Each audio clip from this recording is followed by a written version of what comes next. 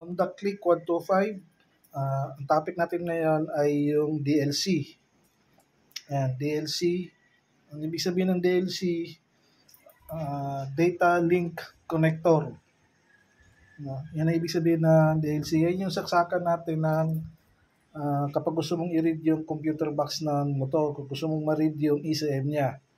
Apat yung wire niya, apat na terminal niya. Kaya yun yung connection niya. Sa lahat ng mga Honda, hindi lang sa Honda Click 125, lahat ng Honda, big bike o small engine, small displacement, parehas lang lahat ng socket niya. Itong DLC ng Honda.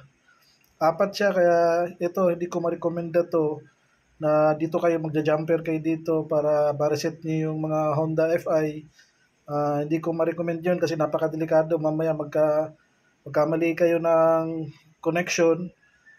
Isang positive to, tatlong negative naman to, isang K-line. Dalawang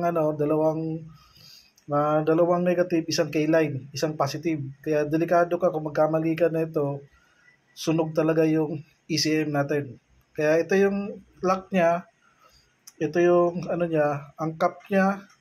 Yung iba nasisira yung cap pag tinanggal. Ito, mo lang to dito. Ayan, atakin mo lang to. Hindi siya pag ganon. Itong pinakailalim na to, atakin mo lang siya pag ganon para matanggal mo siya. Kaya ito yung DLC natin, data link connector to. Lahat dito mo i-connect siya. Ito pagkaganahin natin lahat ng sensor nito. Pagkatapos ng lahat ng topic natin, sasaksakan natin to ng diagnostic tools.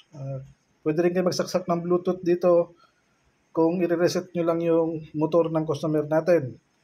Dito rin kayo magsasaksak ng sa laptop nyo, pwede rin dito. Pwede rin dito. Ito yung saksakan ng natin sa DLC natin. Standard doon sa lahat ng Honda, ito yung saksakan niya. Apat din ng terminal. Ito yung dulo niya doon sa diagnostic tools natin. Yan yung dulo-dulo niya. Kaya ito yung saksakan niya pag ganon. Kaya kung makikita mo, apat lang naman siya. Kaya delikado to magja-jumper kayo dito at baka magkamali kayo at masunog natin yung ECM. Ito yung positive niya. Itong nasa baba na to. Positive yan na magagaling sa fuse C. 10 amps sa fuse box natin. Yan yung supply niya. Ito yung source niya. Yung source niya sa gas pump, positive din. Connection din siya papuntang DLC natin. Ito naman, negative to, papuntang ECM. Ito naman, sa taas, negative din to, papuntang ECM din. Kaya dalawa yung negative natin, isang K-line, tsaka isang positive.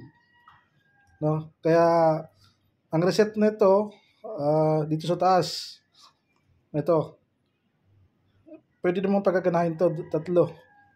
K-line, positive, negative. Pero ang reset nito, ito. Kaya yung trabaho ng DLC natin, data link connector natin. Ito, yung K-line niya, dito mo mariread yung computer box natin. Sa manual naman ng jumper, brown tsaka green ang idudugtong. Kaya lang, ingat kayo kasi nga baka magkamali kayo.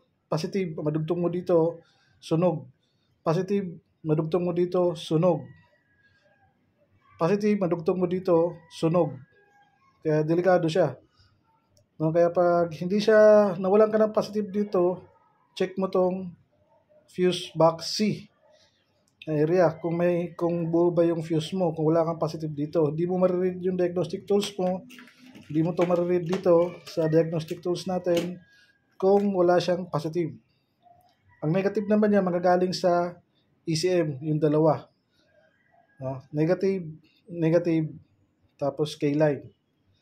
Yan yung trabaho ng DLC natin. Data Link Connector. Diyan kayo magsasaksak kung gusto nyo basahin ang ECM natin, gusto nyo i-parameter, hanapin yung parameter niya. Diyan kayo magsasaksak sa DLC niya.